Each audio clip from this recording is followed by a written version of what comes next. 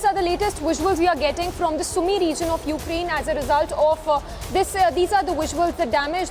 You can see the extent of damage that has happened as a result of airstrikes by the Russian troops in the Sumy region of Ukraine. Now remember, Sumy is one of the 5 cities where Russia has declared ceasefire, but there is the airstrike that happened. Sumy is a place where the airstrike happened by the Russian troops, and there we have the rescue operations which are currently underway.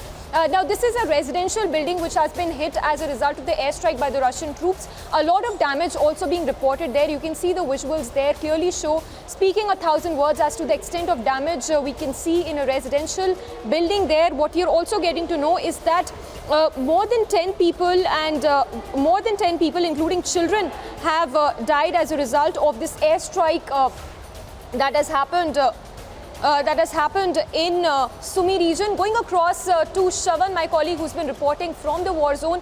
Shravan, we've been seeing a lot of airstrikes, even though Russia has announced that there's going to be a temporary ceasefire in 5 major cities. Help us a ground situation as of now.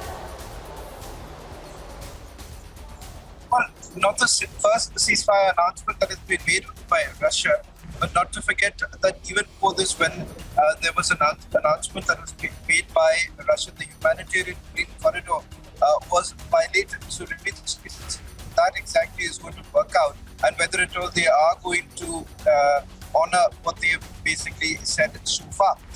The same actually goes for the Ukrainian side. So far, we have not really heard any announcement being made by the Ukrainian authorities. But let me just quickly take our viewers through the latest update that we have, because we are on the go and perhaps we may not be able to connect because of the poor connectivity.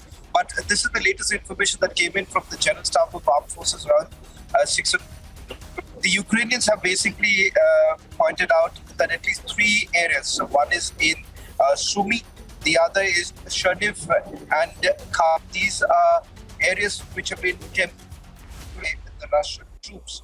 In fact, there have been large-scale shelling that has been taking place in Kharkiv and some parts of the Kiev region also. Remember, where the Russian troops have actually managed to enter, and there is an intense battle going on between both the sides.